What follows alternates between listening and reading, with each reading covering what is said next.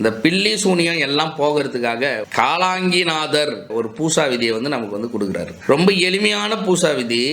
இந்த அதர்வண வேத பிரயோகங்கள் கத்துக்கிறவங்களா இருக்கட்டும், இல்ல வெறும் நான் மாந்திரிகம் மட்டும்தான் தெரிஞ்சுக்கிறவங்களா இருக்கட்டும், யாரா இருந்தாலும் மந்திர யோகம் பண்ணாம நம்ம எந்த பூசா விதி செஞ்சாலும் பலன் ரொம்ப கம்மியா தான் தரும். நான் 1 லட்சம் உரு போட்டுட்டேன், நான் 10 லட்சம் உரு போட்டுட்டேன், எனக்கு சித்தி ஆயிட்டாங்க, ஏன்னா நான் உபாசனை பண்ண அந்த தெய்வம் எனக்கு காட்சி கொடுத்துட்டாங்க, என் கூட பேசுறாங்க அப்படின்னு சொன்னா கூட நீங்க சித்தர்கள் கொடுக்குற மாதிரி மந்திர பிரயோகம் முதல்ல நீ உரு ஜபிச்சிட்டீங்க, ஒரு ஆற்றல் மிகுந்த ஒரு தெய்வத்தை தன்வசப்படுத்திட்டீங்க. படுத்துட்ட பிறகு என்ன பண்ணணும்? நம்ம சக்கர தியானம் செய்யணும்.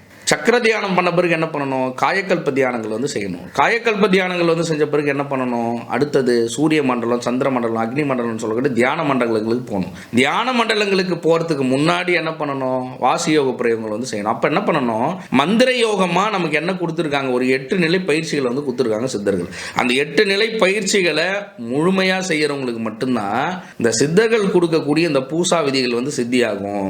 அப்போ உங்களுக்கு இது சித்தி ஆயிடுச்சு அப்படின்னா ரொம்ப எளிமையாக அவங்க கொடுத்துருக்கக்கூடிய அந்த பூசா விதியை நம்ம செஞ்சாவே போதும், முழுமையா நமக்கு பலன் கிடைக்கும். அதை விட்டுட்டு தேவையில்லாம நான் வெறுமனே உரு மட்டும் ஜெபிச்சு கிடக்குறேன்னு சொல்லிட்டு வெறும் உரு மட்டும் ஜெபிச்சு கிடக்கிறது பலன் கொடுக்காது. கண்டிப்பா யோகம் கண்டிப்பா பழகணும்.